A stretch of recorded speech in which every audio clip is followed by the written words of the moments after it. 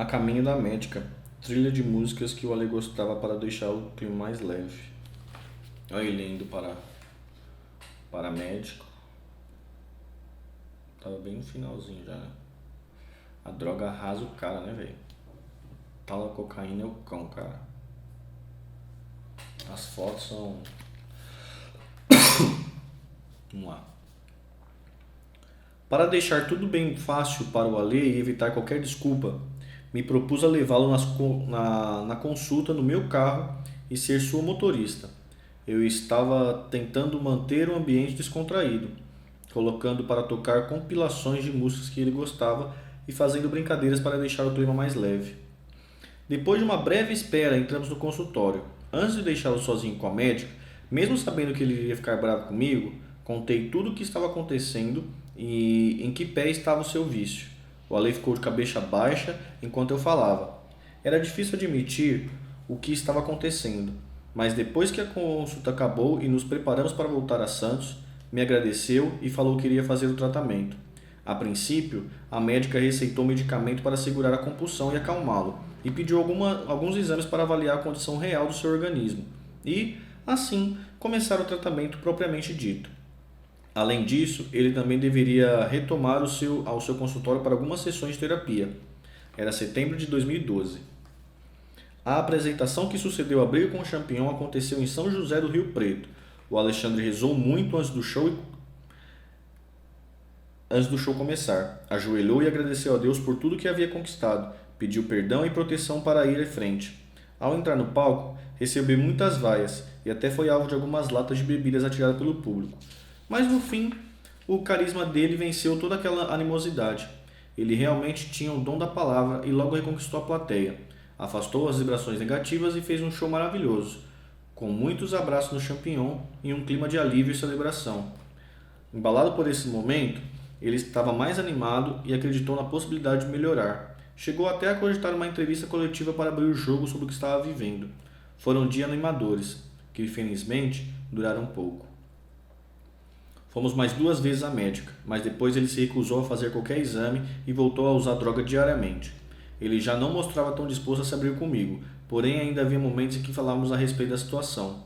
Numa dessas conversas, confessou que estava difícil encarar os fãs. Dizia que queria inspirar a molecada, mas que se sentia longe disso. Falava que era muito doído cantar algumas músicas como Quinta-feira, sobretudo o refrão. Parecia inofensiva, mas te dominou. Que era como se ele estivesse cantando para si mesmo. Eu me tornei um zumbi nessa época. Além de não dormir de preocupação, cuidava dele cada vez que chegava dos shows do fim de semana. Era muito triste.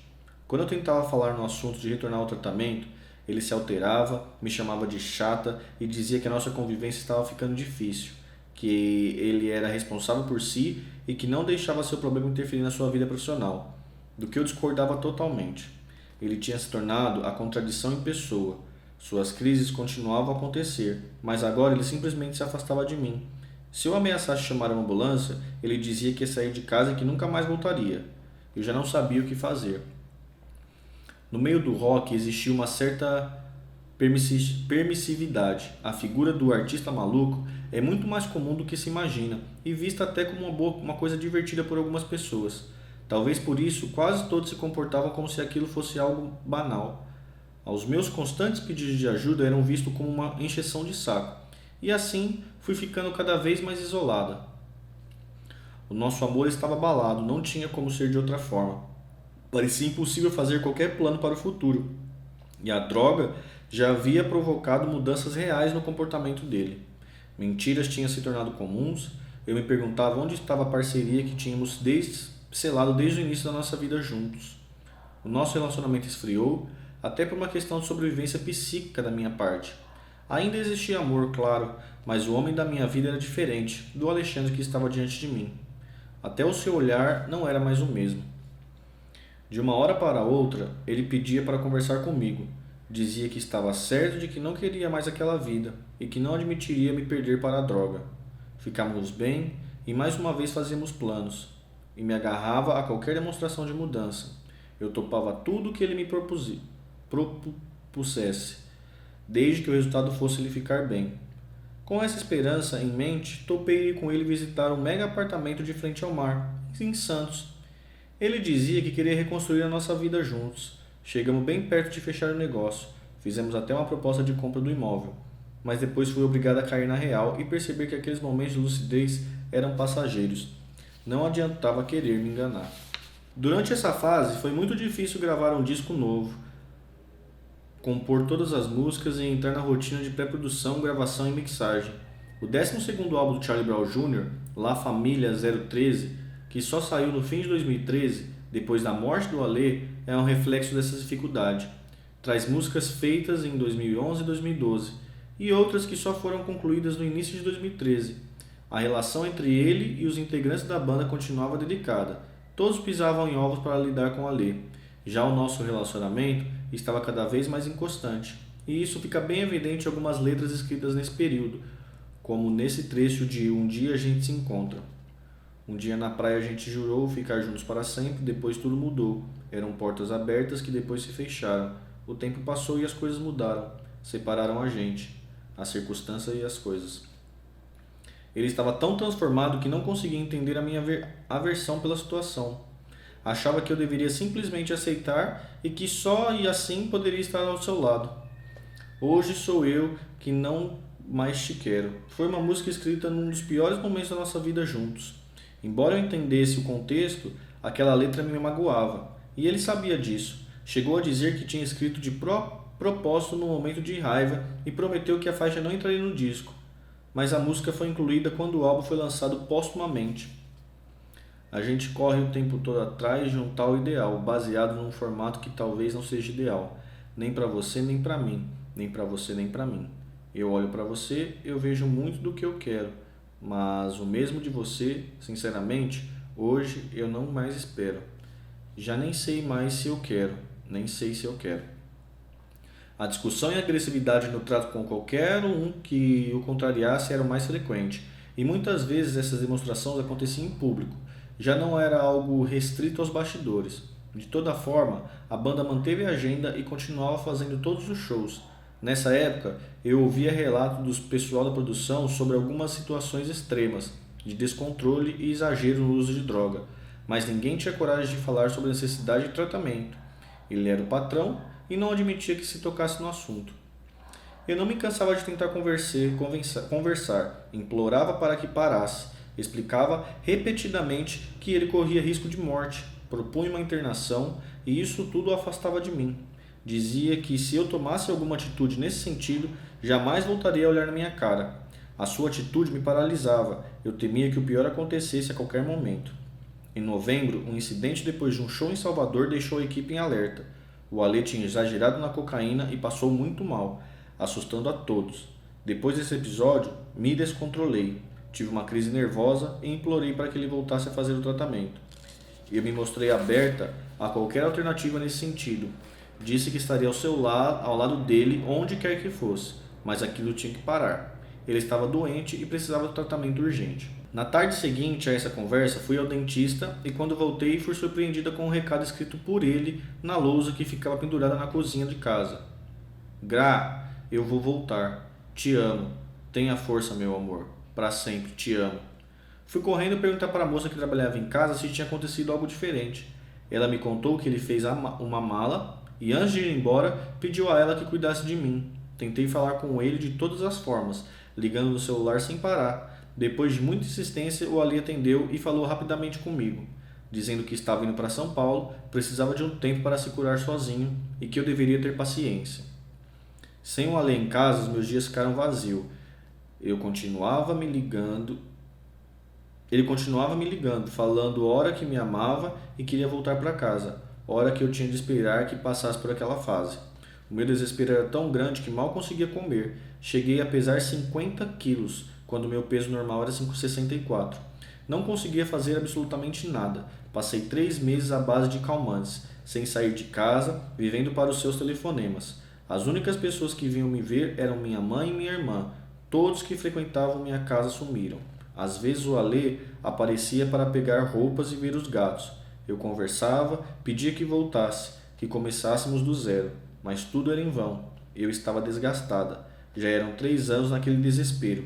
sempre esperando o pior, com uma sensação ruim e uma tristeza que nunca ia embora. Na virada do ano de 2013, eu estava péssimo e procurei conforto na minha família. Rompemos o ano na praia, na beira do mar, mentalizando coisas boas, pedindo proteção e força para um novo recomeço. Pedi a Deus que nos trouxesse paz e iluminasse nossos caminhos. Eu tinha esperança que ele regressasse, dado o nosso histórico de separação e voltas. Em janeiro, a banda voltou à estrada e fizeram um show histórico no Festival Planeta Atlântida. Durante 1 hora tocaram os seus hits e o Alexandre, como sempre, manteve o domínio total da plateia. Mas nos bastidores a situação só piorava. Ele estava pesado, descuidado, numa espiral autodestrutiva. No dia 26 de janeiro, o Charlie Brown tocou no Camboriú, Santa Catarina. Por 2 vezes, o Alexandre discutiu com fãs na plateia, algo impensável para ele no seu estado normal. Alguns fãs reclamaram que, apesar dos problemas, o show foi bom, embora o Alexandre parecesse triste. Certo dia, ele chegou à nossa casa absolutamente transtornado. A princípio, fiquei feliz de vê-lo, mas notei que a sua postura estava muito agressiva. Percebi que ali era o fundo do poço e que eu tinha que tomar alguma providência. Por coincidência, na mesma semana, a Samantha veio me procurado em casa para falar que estava muito difícil continuar a trabalhar com o Alexandre daquele jeito e que queria se desligar da banda. Tivemos uma conversa franca.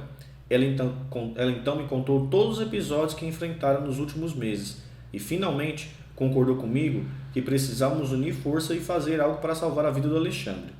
Também me senti no dever moral de comunicar e pedir ajuda para o filho dele e para a ex-mulher. No mesmo dia, fomos até São Paulo, no consultório da mesma médica com quem ele começou a se tratar no ano anterior. Com a Samantha do meu lado, relatei o que estava acontecendo. Depois de ouvir tudo com atenção, a doutora percebeu a gravidade da situação e disse que a única saída seria uma intervenção, ou seja, uma internação compulsória, e nos deu um laudo comprovando a necessidade dessa atitude. A gente acreditava que, se isso não fosse feito, a vida dele estaria em risco. Nessa época, apesar de termos um apartamento na Vila Madalena, em São Paulo, ele estava hospedado num hotel nos Jardins. Saímos do consultório, tomamos as providências necessárias e fomos direto para lá. Quando chegamos ao hotel, o recepcionista nos atendeu de forma fria. Parecia não acreditar que eu era a esposa do Alexandre. Me tratou como se eu fosse uma qualquer e disse que não poderia incomodar um hóspede. Continuou dizendo que só poderíamos ir até o quarto se estivesse com a polícia. Para piorar a situação, ele avisou Alexandre sobre a nossa presença e a intenção de tirá-lo de lá. Ele proibiu a nossa entrada e não pudemos fazer mais nada. Meu sentimento foi de derrota. Logo depois desse episódio, o Ale disse a todos que eu era uma louca, inconformada por ele ter saído de casa e que por isso estava agindo daquela forma. Mais uma manobra para afastar todas as pessoas de mim e destroçar minha intenção de fazê-lo se tratar da dependência química. Eu estava no chão. Nada mais fazia sentido para mim. Me tranquei em casa e durante dias seguidos me isolei e não falei com ninguém. Fiquei muito mal e tive outra crise nervosa muito grave. Minha mãe e minha irmã, extremamente preocupadas comigo, foram até a minha casa e insistiram para que eu abrisse a porta. Ao verem o estado em que eu me encontrava, me confortaram e ficaram ali até que me recuperasse um pouco. Então a Mariela teve uma conversa séria comigo. Me disse que agora era eu quem tinha que aceitar ajuda para sair daquele estado paralisante de depressão. Com o apoio delas, aos poucos fui conseguindo me reerguer. Apesar de ainda estar dominada pela tristeza, mesmo depois de tudo, o Alexandre continuava me ligando, dizendo que me amava e que uma hora voltaria para casa. E eu ainda acreditava que isso fosse possível. Eu precisava tentar seguir em frente, ocupar a minha cabeça com algo produtivo. Foi quando recebi o convite de uma amiga da minha irmã para escrever sobre moda para um portal online de um canal de entretenimento. Ganhei um respiro. Mergulhar no trabalho me ajudava a enfrentar aquela crise. Pouco tempo depois, a banda entrou de férias e no fim de fevereiro ele me ligou e disse que queria me ver. Eu não cabia em mim de tanta felicidade. Apesar de estar nitidamente sob a influência da droga, a nossa conversa foi tranquila e, ao nos despedirmos, o Ale disse mais uma vez para eu ter paciência com ele e que me amava. Poucos dias depois, na madrugada do dia 5 para o dia 6 de março, eu tive um sonho estranho, no qual Alexandre estava em pé diante de mim e atrás dele havia um vulto bem alto e escuro. Ele me dizia que iria viajar, que não aguentava mais e precisava partir. E eu pedi a ele que ficasse, que não poderia me deixar sozinha. Mas ele insistia que tinha que ir embora. Despertei de repente, com o som da campainha tocando sem parar e batidas fortes na porta do meu apartamento. Quando abro, dou de cara com a minha mãe e a Mariela, chorando. O Alê, filha.